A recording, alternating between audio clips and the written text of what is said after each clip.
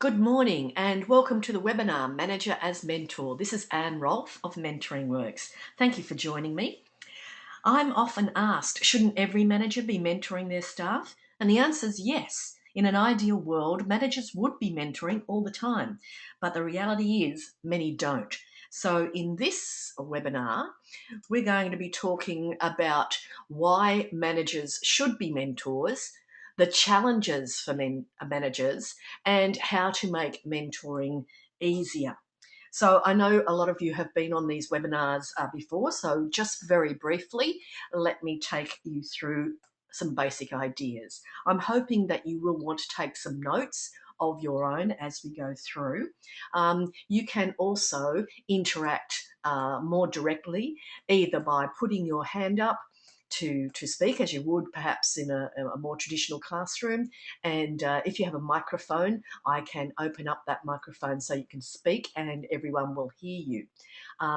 If you prefer, you can actually type in your answers on the computer and I will read those out on your behalf. So hopefully you can all see you've got a control panel there. You can see that there's a little click icon where you can put your hand up and indicate that you want to ask me a question. If you've got a microphone, I will at that point pause and come to you and open up your microphone. If you prefer or don't have a microphone, you can type in and you can type in at any time. I will see those questions or comments as you type them in. And I will read them out at various points in the webinar. If you want to make a comment or ask a question and prefer to remain anonymous, please type in the letters ANON, so anon, at the beginning of your comment. And although I'll see who's making it, I won't share that with the rest of the participants. So you can contribute whenever you want, whatever you want. So just to bear in mind that I am recording this webinar. I hope to make it available to you in the next few days to watch and listen to the recording. So do be mindful if you're speaking on your microphone that you're speaking in the public arena and others will be able to hear your comments. So let's just test out some of the technology here. Can you let me know if you have a microphone? Could you put your hand up now? I'm not going to open the microphones now, but I just want to get an idea. If you have a microphone, just put your hand up. I see Gihan's got his hand up. Barbara, hello, Barbara. Must be late in the day where you are. And okay, so just a couple of people. Okay, and Barbara's telling me it's 9 p.m. 9 p.m. on Sunday evening, I think, Barbara. So hats off to you, staying up late, and thanks for contributing. Okay, so the other thing that you might do is, let's just have a look at who is on the line, and people really like to know that. So why don't you type in where you're located, and if you're in somewhere like Canada or North America or Europe, you might tell us what time it is there, and we'll give you a round of applause for staying up so late. So Barbara is telling us she is in Buffalo, that's in New York State, in North America. Ruth is in Newtown, which is in Sydney, here in Australia. Indra, welcome. Oh my goodness, Indra is from India, where it's 6:30 a.m. So you're an early bird. And Patty, hello, Patty, how are you? Oh, I can't pronounce. Saskatchewan in Canada, and it's 7 p.m. there. Thank you. And Gihan, it's in Perth. He's in Perth, and it's 9 a.m. there. So thanks for all those people who shared that with us. So let's move into the content of our webinar. And just a little bit of background. I think most of you know me, but I just wanted to share with you some of the success stories that I've had over the last 30 years. I started in the finance industry in the 80s, and I started out helping senior managers who were retrenched actually move on in their lives and build new careers. So I have a background in career development and in adult learning and development. And 16 years, I started to focus on mentoring as the key strategy for people who wanted to progress their careers. And some of the programs I've been involved in more recently have helped people in construction. And so one program I was involved with last year has been running for about 3 years, and it has made at least 300 workplaces safer for people to come to work and go home to their families in the evenings safely. Another one that I've been involved over the years has been for small businesses, women in small business, where we've looked at increasing profitability and sustainability of their businesses. I've worked with a number of public utilities, helping them to retain and develop their young apprentices. Um, and worked for quite a long time now in the areas of career and leadership with young graduates moving into organisations, perhaps in their first jobs. And a very major program last year, I think it was now, that combined mentoring, on the job training, coaching, and leaders as mentors. And for a national organisation here in Australia, looking at operational consistency of very highly trained technical people. And one of the ones I'm probably most proud of is one that I was involved with year before last, and that won the LearnX Asia Pacific Award last year. That was for Aboriginal people moving into management, and so helping increase equity and client service there. And I'm just seeing, hi, Roslyn, who is in beautiful downtown Brisbane, Brizzy in Queensland. So welcome, Roslyn. Thank you for joining us. I think you're almost the same time as us. Well, it's winter, so you're same time as us now, so that's good. So welcome.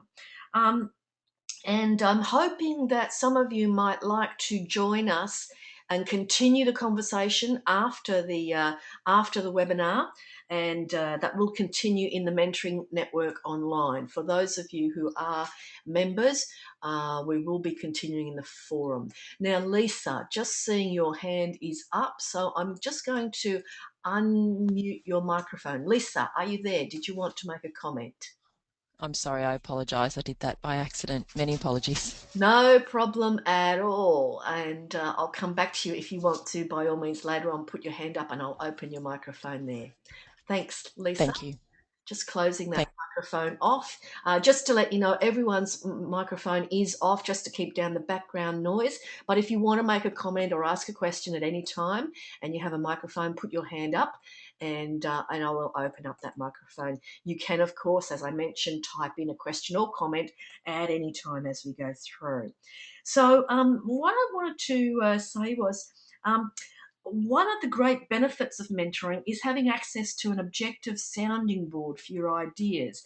A mentor is someone who you can have those confidential conversations with about your aspirations, and share your dreams and your challenges, and plan the next steps in your career development. Or just maybe vent your frustration before you figure out a practical solution to problems. And that's why usually in mentoring programs, we actually choose people who are offline. That is, people who are not the manager or in a direct line of authority above the mentoree. And we do that in most formal mentoring programs. But while I don't think that a manager should be an employee's only mentor, I do believe that people certainly need an independent and objective person with no other agenda or responsibility, and where authority doesn't get in the way. I also think there's a very real case for managers having and using mentoring skills. And I'd like to check in with you right now and get your thoughts on that. I'm going to launch a poll where you can pick one or more of these responses. So I'm launching a poll now. I'm hoping that you can see that poll on your screen right now. And you can choose more than one answer here. So just vote to your choices there. So some of you, I think, will have programs where the mentors are offline, so not the manager and not in that direct line of authority. I'm interested to know how many of you actually have a situation in your organisation, and feel free to comment on this, where managers are expected to mentor their subordinates. I'm also interested to know how many of you simply have informal mentoring where you can't be sure who's mentoring. I put who, but I think correct English might be whom, but forgive me for that. So you don't necessarily know who's mentoring whom.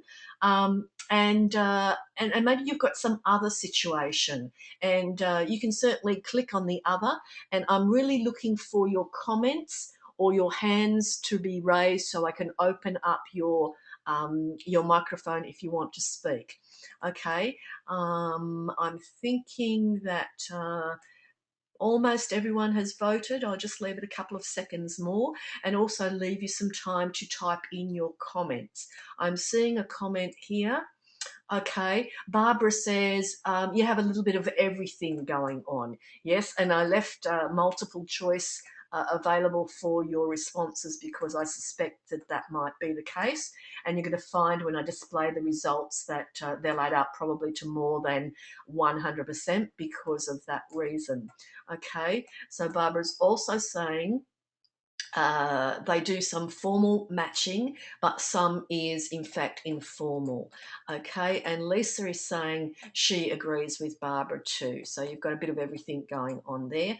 Okay, I'm going to close the poll now and I'm going to share the results. So you should have the results being displayed on your screen right now.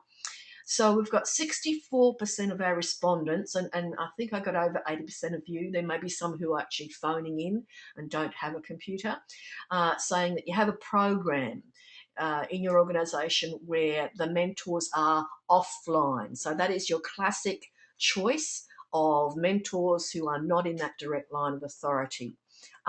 So 21%. So there are a number of people out there where you've got situations where managers are expected to mentor their subordinates. I know I don't like that term either, but perhaps, and you can type this in, some of them have.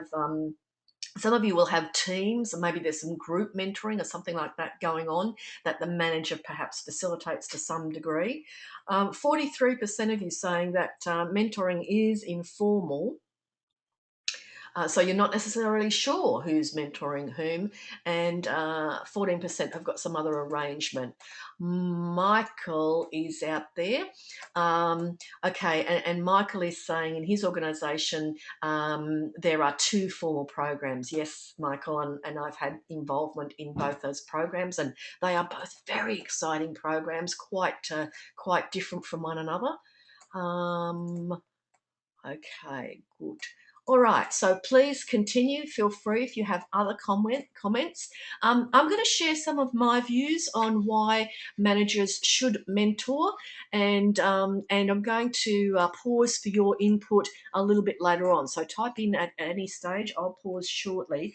But some of the reasons I think it's really important that managers should mentor is because mentors have responsibility for, in their immediate vicinity, productivity of their people.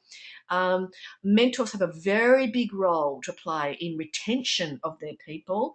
And of course, my bias, my background, learning and development. So I'm going to share some statistics with you now. And incidentally, I put together, just as I was preparing, I thought you're going to be busily writing these down, so you don't have to.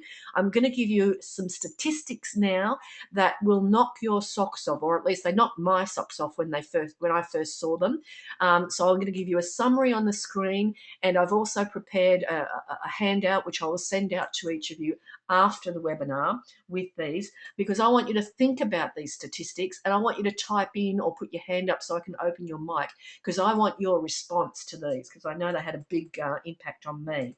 So this first one is about managers who are focused and effective at developing their people have teams that outperform those who are not. So the managers aren't so focused and effective at developing their people. are outperforming by 25%. So that's a pretty big factor. So what I'm suggesting to you is that if your team leaders, if your managers got really good at developing their people and effective at that, you've got a good margin there of difference that managers could actually make. Some other statistics that came to light are people looking for another job. And there's a Blessings White Incorporated Global Engagement Report. And on the handout, I'll give you the reference for this, where they found that less than 2/3 of respondents plan to remain with their organisation in the next 12 months. And then there's an older figure. I can't give you an exact reference, but it came from the American Society for Learning, for Training and Development, who told us that 33% of employees who do not receive regular mentoring will look for another job. Then we get to the Gallup research. I'm sure most of you are familiar with the Gallup organisation. They do global research. This was reported in one of the books by Buckingham and Kaufman. Where they looked at a number of critical questions that make a difference to organisational and individual performance. And one of those questions was, does my supervisor or someone at work seem to care about me as a person? And that's the one I've linked to this idea about uh, uh, I'm just checking a message here to the importance of managers as mentors. Okay, so I'm just looking at a message from Patty. All I'm seeing on the screen, okay, I forgot to hide the results. I beg your pardon. So here we have the statistics. Let me go back. Hopefully, Patty, now you're seeing the screen along with everyone else. Forgive me for that glitch. Okay, so just going back to some of those statistics. We have the statistic on teams outperforming others, where managers are good at developing their people, and the one about people looking for other jobs, 33%. And then I wanted to move into the learning and development arena. Thanks, Patty, for the feedback. Thanks for letting me know about that. And where we see, and this may be a statistic that you're familiar with, it's very widely used. And earlier this year, I was at the Australian Institute of Training and Development, where almost every speaker I heard bandied about this statistic. I may have to track down an actual reference for you, but if you Google this, you can do that yourself. The 2010 statistic. If you look that up in Google, you'll find a bunch of references to it. Which was the original, I'm not too sure. But it's pretty widely accepted that in terms of learning and development, only 10% of the learning and development people actually use in the workplace, on the job. 10% of that comes from their formal education and training courses. 20% comes from what they call exposure. In other words, observing people do the job and perhaps having a conversation with someone about that. And a whopping 70% of learning used on the job comes from hands-on experience. And to me, this says that direct supervisors and managers need to be really good and need to be doing some things to capitalise and increase the amount of learning that people get off the job and the use of that on the job. They need to be having those conversations where, in that 20% area, where people observe others doing the work, but it takes a conversation, some reflection and conversation about how that applies. And then making sure people get the experience and know how to use that. The other really scary statistic, sorry, just okay, the other really scary statistic that impacts on managers as mentors is this one. When we send our people off to do a training course, or off to a conference? How much of what they learn really gets transferred back into the workplace in a way that makes a difference on the job? Do you want to have a guess at that while I'm just checking what comments are coming through? Okay. Okay, so Michael is saying Charles Jennings, I think, was the creator of the 70-20-10. Thanks for that, Michael. Okay, Liz, let's see. 70-20-10 source. Liz is saying, believe the source is the Centre for Creative Leadership. I know they have some great statistics, and I'd be putting that up on, if you're a Googling person, if you're looking for some information, go take a look at the Centre for Creative Leadership. Okay, we've got some guesses coming through, but before we go there, Indra is saying, Michael M. Lombardo and Robert Eichinger, Centre for Creative Leadership. Okay, so thank you for all those people with sources on that research. I know I've been asked for some of the sources of some of the statistics that I have quoted, and I'm making a point now of making notes on all my slides and all my notes about where these statistics come from, because we do have to be very careful about that. Okay, Rosalind is saying heaps of info on the web, guys. Just punch in the keywords. Okay, thanks for that, Ros. Okay, so let's go back to our statistic here. So what do you reckon? And this I got from, and you've got the reference there up on the screen for you. This is a book that I highly recommend. If you send people to training, you need this book. Getting your money's worth out of training and development. And Barbara is taking a guess at 5%. Thanks for that. That's the transfer of learning. Patty takes her up on that and goes 10%. Oh, well, I suppose in that case it's not so scary, because here's the percentage from the research done by these guys in this book, 16%. But hey, that's not very high, is it? Thinking about what we invest in sending people to training and development. Now, Liz has got her hand up. Liz, I'm going to come to you.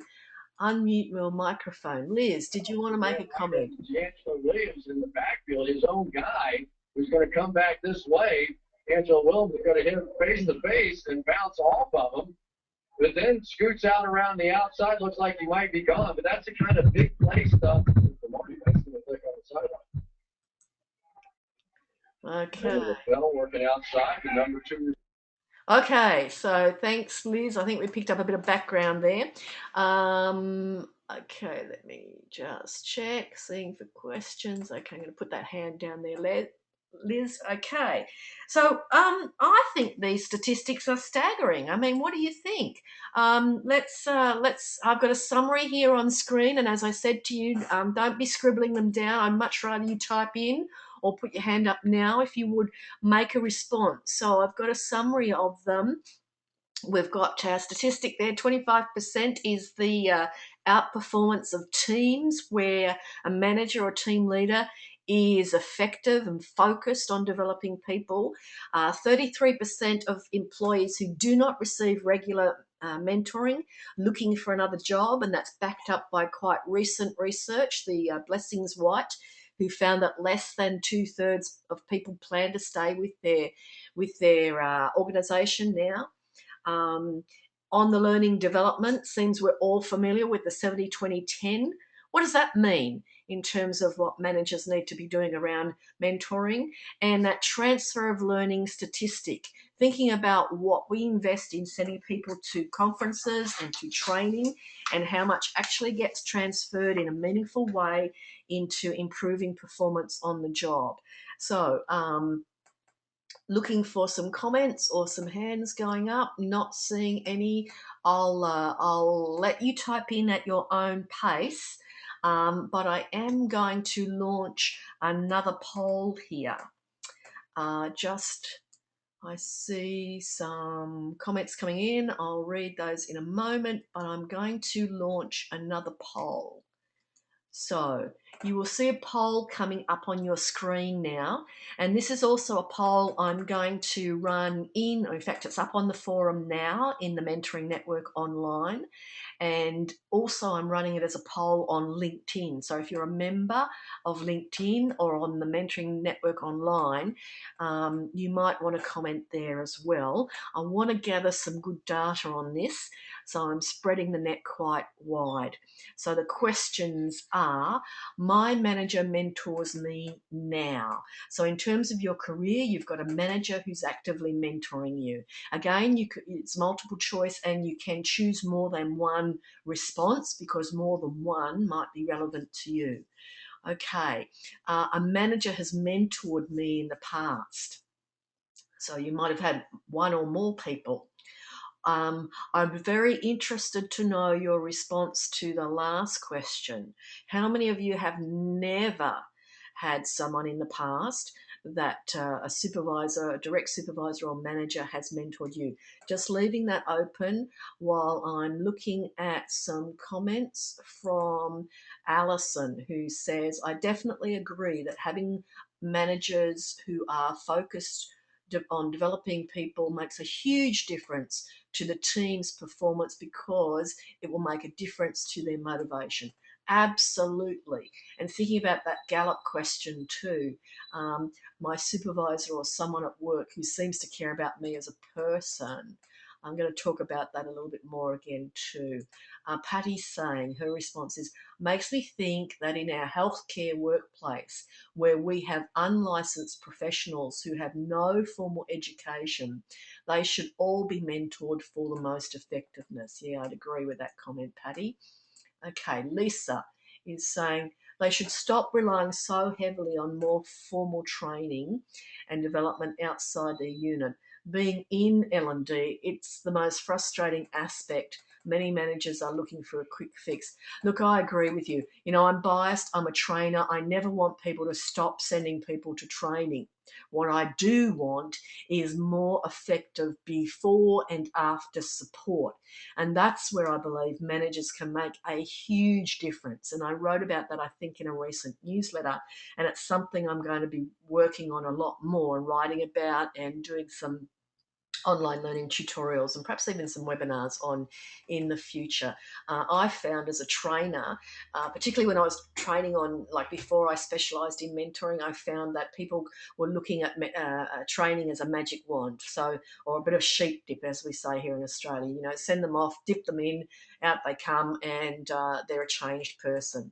Okay, so Liz is saying, believe that for Gen Y, it's especially important that they feel their manager is invested in them and their growth development. Yes. Now, Gen Y can be quite self-directed. They expect to go online to find out information. They learn from their peers more than any other generation. So as managers, leaders, we really need to be focused and directing and making sure they get the best out of that. Okay, Dania, many managers do not have an idea on mentoring, and Dania's put a little face turned down, you know, mouth turned down, the opposite of a smiley face is what I'm trying to say there. Yeah, many managers have no idea and don't even think it's part of their job. It's one of the barriers we'll be talking about. Okay, Patty, training should be accompanied by experience with the training. Yep, okay. So let me close this poll. I'm pretty sure all of you have voted now. Let me share these results. Okay, great. Look, this is good news. 38%, so over a third. I suppose we could, it's not quite glass half full, but almost half full. I guess look on the bright side. 38% of you have a manager who mentors you now. And good news, manager mentored you in the past, 62%. And here's a sad part, 15%, but it is a minority and it's quite a low percentage. No supervisor or manager ever mentored me. Now, let me remember this time. I'm going to hide these results so that you are coming back to me on my screen now. And if you're not seeing my slide there, please give me a yell quickly. I'm just going to check on the comments. I'm loving the comments that are coming in here. Thank you for this. Barbara is saying, our most successful learning programs at our firm have a mentoring component. Fabulous. And I think that's something we in L&D, learning and development, we've got to push this. They won't get it by themselves. And this is certainly an area that I'm going to be on my high horse. Hope that's meant in a nice way. On my soapbox. I'll be speaking about this as much as I can. Okay.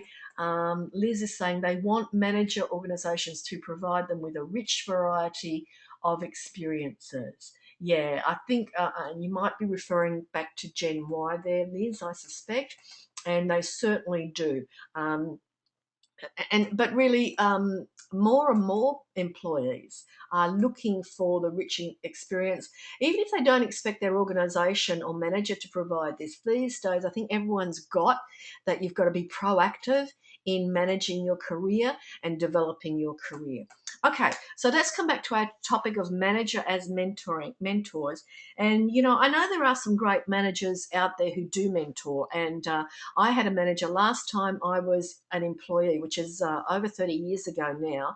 A manager mentored me, even though the word mentor was never used at the time, but he certainly developed me. In fact, it was a real turning point in my career, not long before I bit the bullet and became self-employed and started my business. So I know even 30 years ago there were people out there, and I'm sure there are many more now, but things get in the way.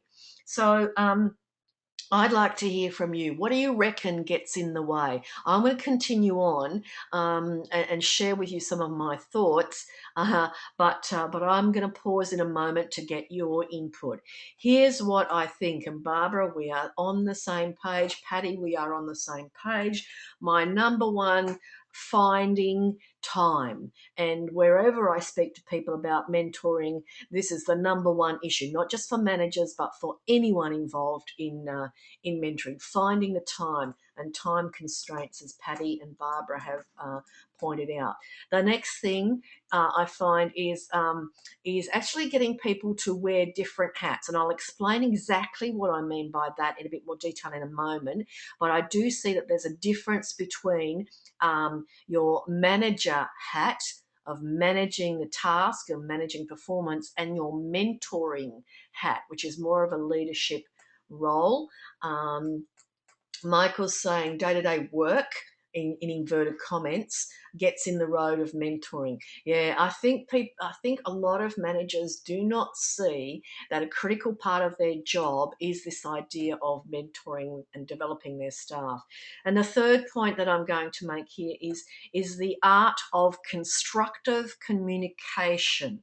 And I'm going to talk a little bit more about each of these before I pause for some more input from you. So let's have a look at each of these. So finding time, and I don't know about you, but I personally find this is a challenge for me as well as everyone else. I don't think there's any of us that don't have more time, that have more time than things to do. And I've found it's the number one challenge for all types of mentoring. Most people are busy, so finding time to actually sit down for a mentoring conversation can be difficult. And in fact, a manager sitting down with their staff for a mentoring conversation could be actually misinterpreted. It could be quite intimidating for the subordinate. So some managers who mentor may like to keep it light and informal and actually just simply create opportunities to extend normal interaction into a purposeful conversation or engagement. I actually call that mentoring moments. So it's about taking a simple conversation that you might have anyway, or a simple inquiry like, how are things going today?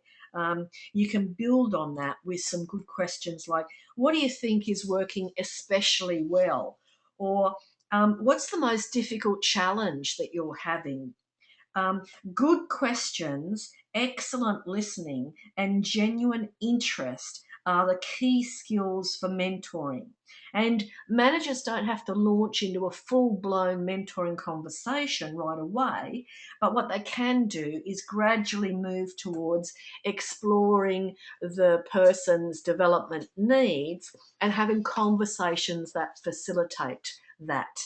Um, I'm not going to pause because, as is always the case, we're up against time, but you might like to write down the question in your notes for reflection after the webinar and join us in the Mentoring Network online to continue this conversation. What do you reckon will help managers find the time? And it could be about making a priority, or it could be about the suggestion I've just made, turning a normal conversation or a simple comment in and extending that, building on that with some good skills like questioning and listening and that general interest to make the relationship more of a mentoring one. So I hope you've written down that question and can talk about it with us later on, or reflect on it for yourself.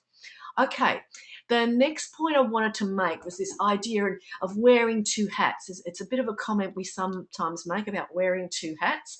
And I wanted to make the distinction here. And I'm interested in your input on this one as well. Maybe you don't see it this way, because it relates back to that comment I opened with.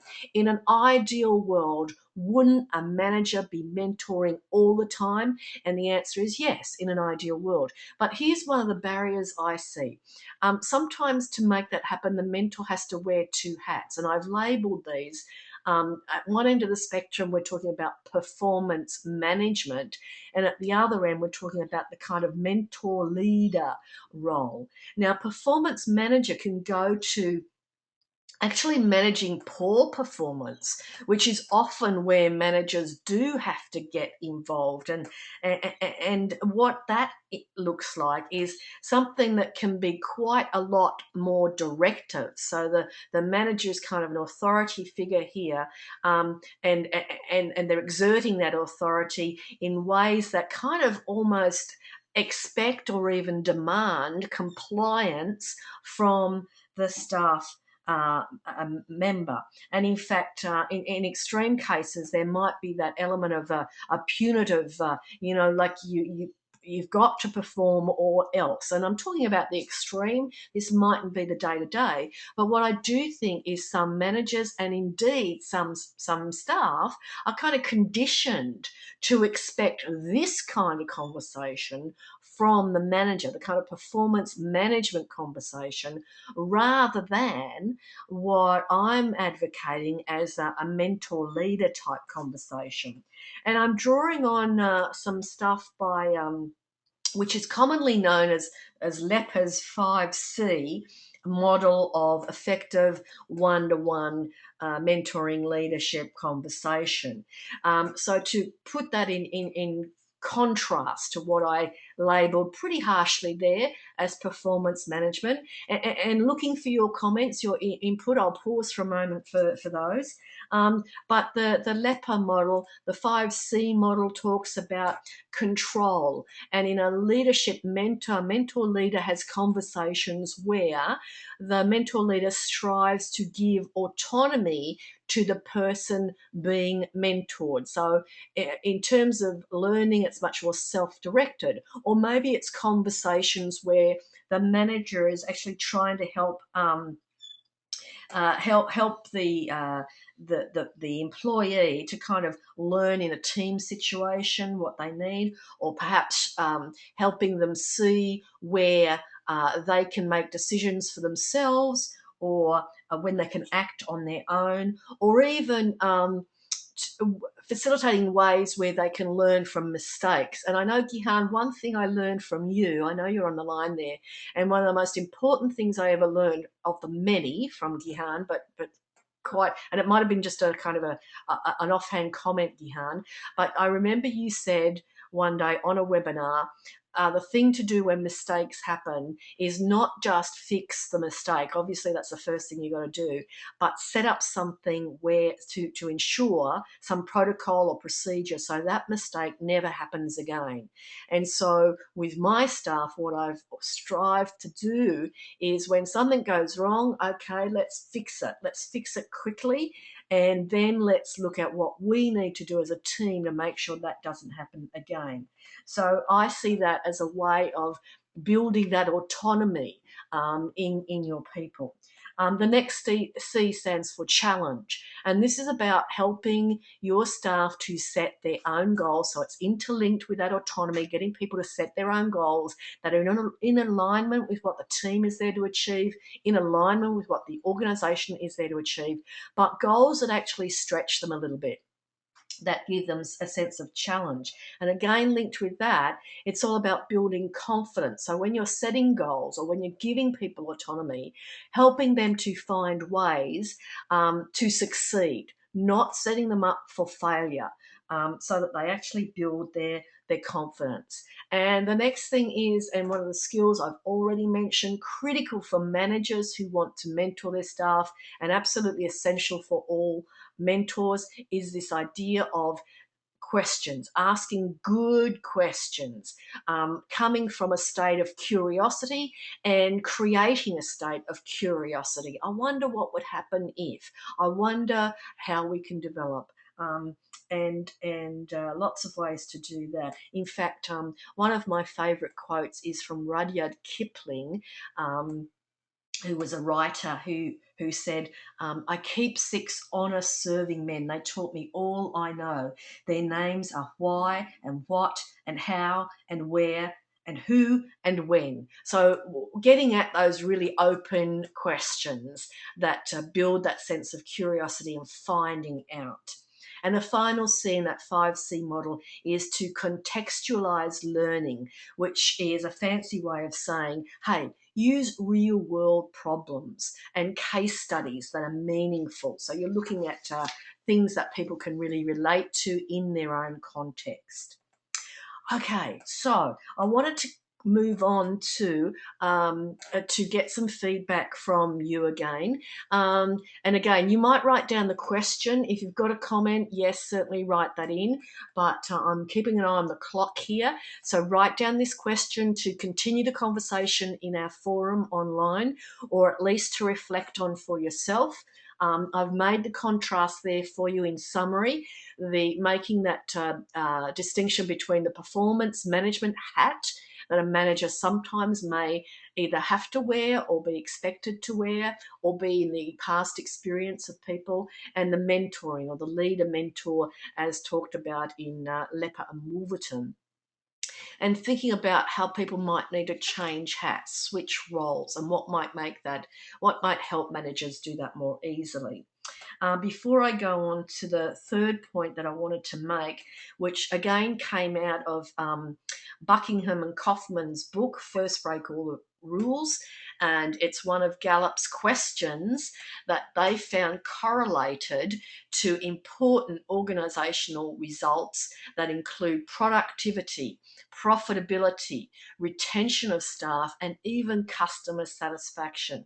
And this question that was shown statistically valid in terms of making an impact on those 4 things was, in the last 7 days, have I received recognition or praise for good work? Think about that for a moment in the context of managers as mentors. Do they provide recognition or praise to their staff? And not surprisingly, research has also shown that 60% of managers are not good at giving praise. Now, it's just not about praise. It's about what trainers, what people in learning and development would call positive reinforcement. So praise is a part of that. And the image that I'm hoping that you're seeing on your screen at the moment is of a little boat there, little yacht. And I have seen and heard and used myself this as a metaphor for positive reinforcement, because it is like the wind in the sails. And you can imagine what would happen. There's some wind there. You can see the sails are full of wind. The little boat is going ahead. And positive reinforcement is like that for your people. When the wind stops blowing, what happens to that little boat? Inertia sets in. Momentum will take it so far, but eventually inertia sets in and the boat will drift. What this says to me is that even your good people, even your top performers, need ongoing positive reinforcement. Maybe not necessarily praise, that's just one form of it, but they need some positive feedback. But just positive feedback, only getting positive feedback, is not going to be entirely useful either. I'm talking about constructive communication, where we need positive reinforcement, and we also need, what else do we need? Obviously, corrective feedback. And just to extend the metaphor here, that's like the rudder on our little boat. The corrective feedback that people need to keep them on course, or to make course corrections so that they actually get where they're headed, where you want them to go. So again, a question to think about is that this balance of positive reinforcement and corrective feedback is what people need. And again, there's a lot of research out there. One of my favourite books at the moment is Barbara Fredrickson on positivity. And there's a lot of research quoted in that book and elsewhere about what they call the magic ratio, the balance that all of us need between positive reinforcement and negativity, positivity and negativity, or what I've labelled here, positive reinforcement and corrective feedback. What tells you you're doing things right? What tells you you're doing things wrong, or at least not so right, if you want to get where you go, where you're going to. And that magic ratio that all of us need in work and in life to flourish, I wonder if you can guess what it is. I'm going to show it on the screen in a moment. Have a guess. Think about it. What's the magic ratio? Positivity to negativity. Okay, I'm seeing some responses. Patty is saying 50-50. Yes, we think of 50-50 when we talk about balance, don't we? But it's incorrect. Lisa, very close to the correct answer, Lisa. Lisa is saying 70-30 with a question mark there. And that's pretty much it, Lisa. Let's look at what the research says. 3-1. The ratio of positivity to negativity. Now, this is a generalization. And I tell you, when I'm reading Barbara Fredrickson's book and I read this, I think, gosh, pass me the remote. I'm turning the TV off. I'm not watching the news. I'm not watching those programs that are full of violence and negativity. Now, you may not go to that extreme, but think about the positivity and negativity in our lives, and think about, now let's bring it back. Let's relate it back to our topic, manager as mentor. Let's relate it back to that Gallup question, or two questions I've mentioned so far, but the last one I mentioned: in the last 7 days, have I received recognition or praise for good work?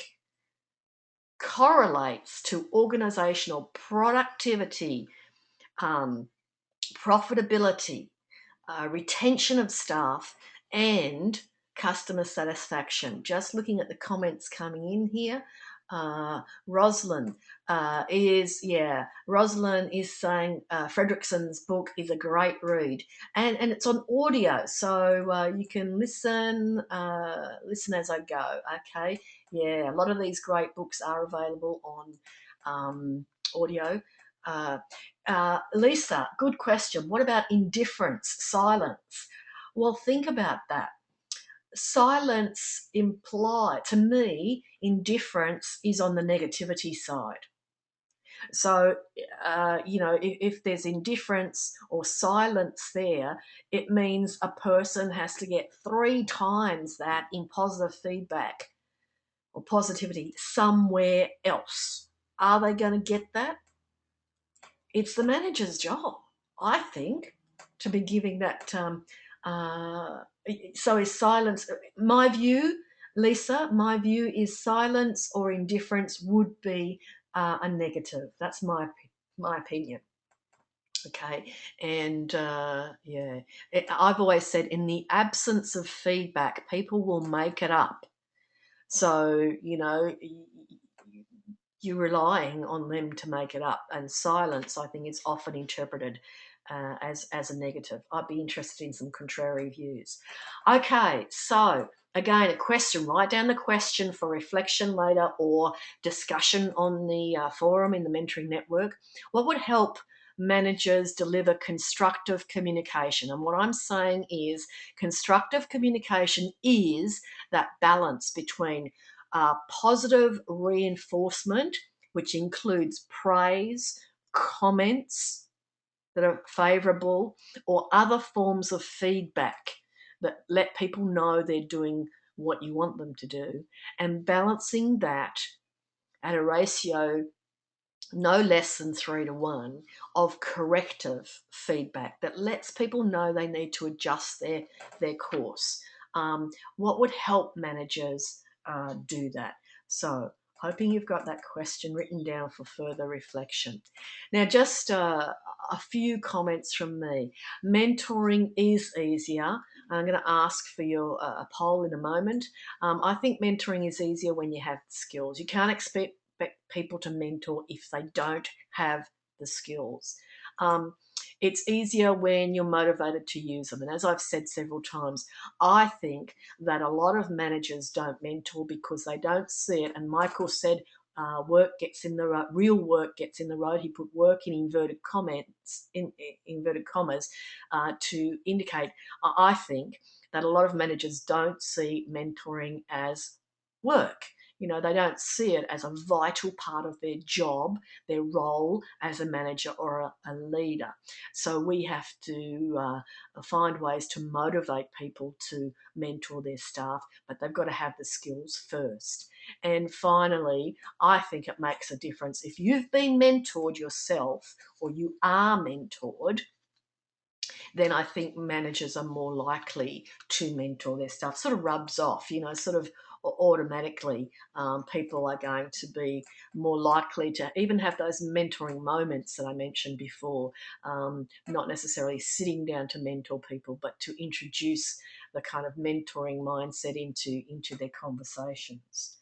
Okay, so a poll here. I have a poll, the last poll here.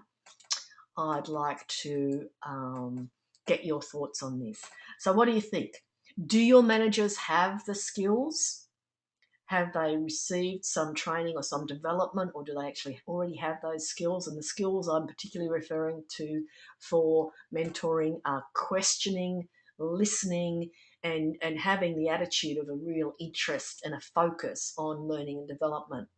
Do you think that if they have the skills, and you can choose more than one answer here, are they motivated? Do they see it as part of their job? Do they think they ought to be mentoring? Are they keen to do it? And have they been or are they mentored themselves? Okay, I'm leaving that open for just a couple more seconds here. We're getting close to the end. We've got about 8 minutes till we finish up our webinar, and I've got a couple of things to cover off with you. Okay.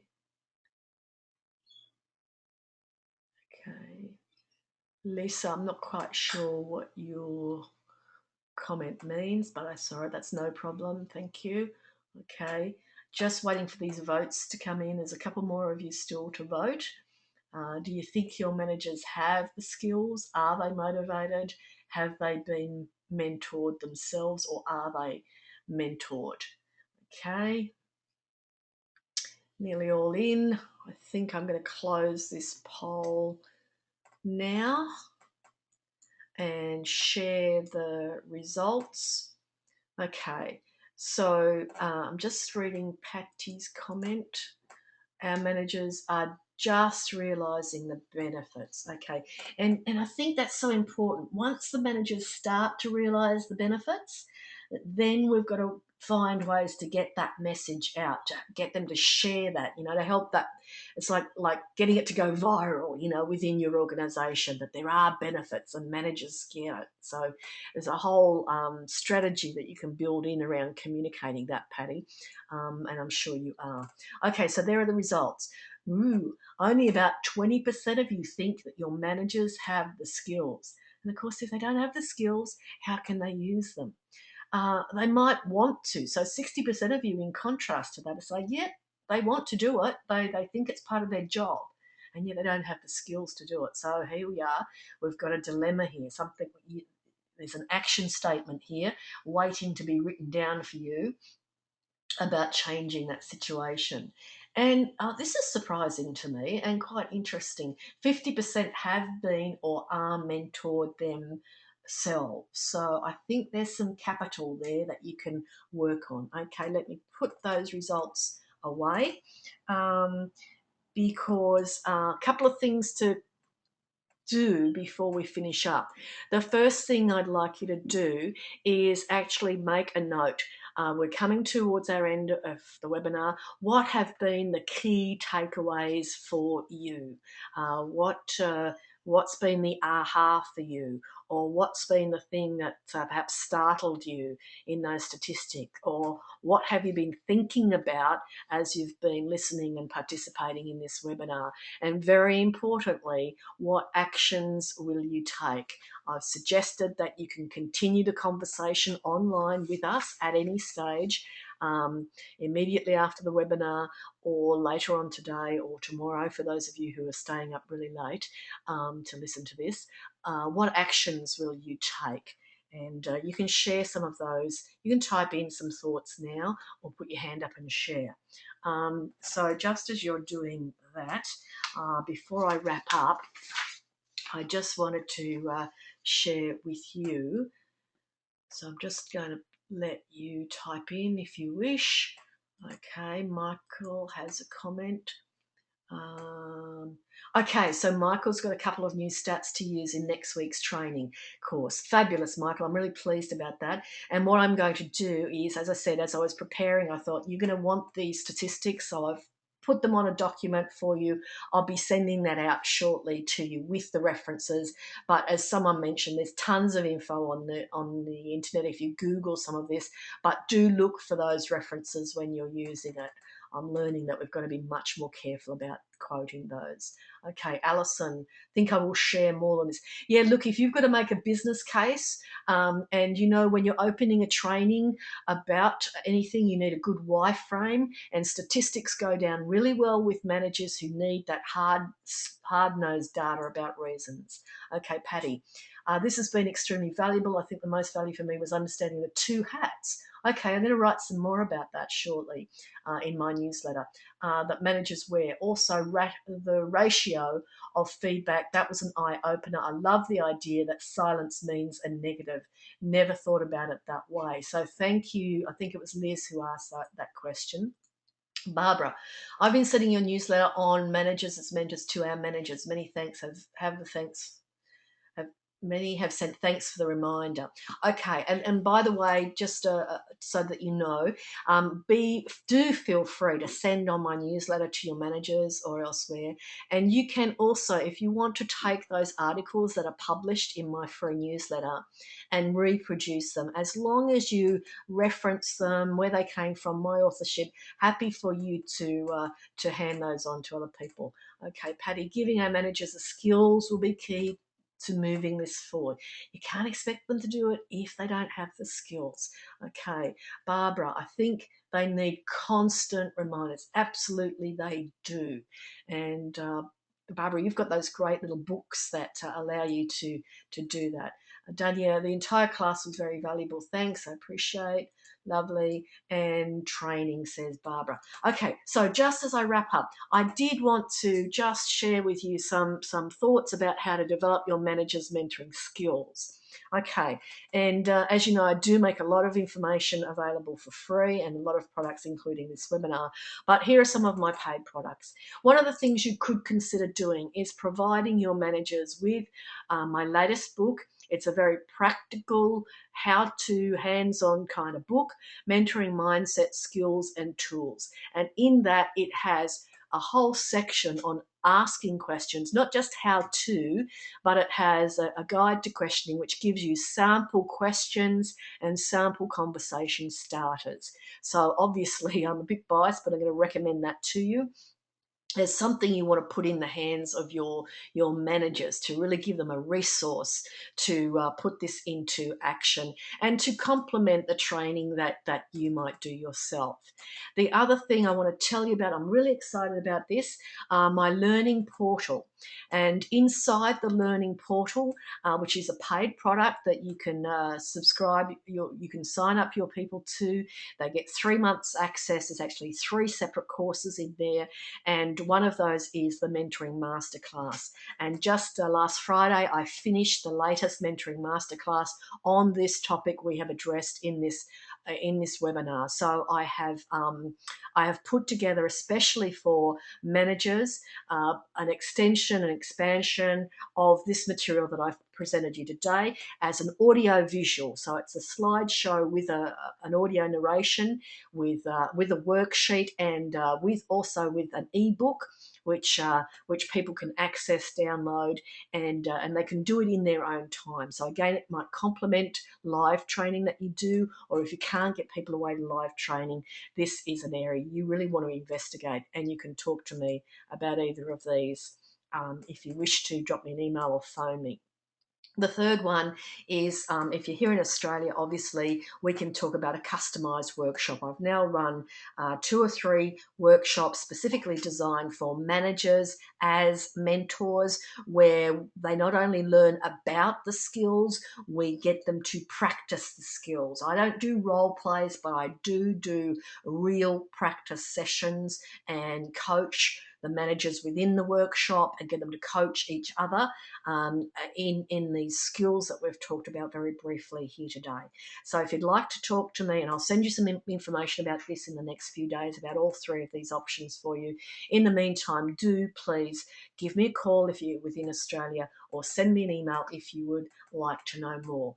Okay, just finally wrapping up with reading some more comments. Oh, thank you, Michael. Michael Hardy is saying he highly recommends Anne's book. I do appreciate that. Thank you so much, Michael. Okay, we are up against the end of our time. I do hope you've enjoyed this. I've loved talking with you, and especially I've loved your interaction on this webinar today. So thank you very much. There'll be another webinar coming up for you next month, and I do hope to see you there. Thank you.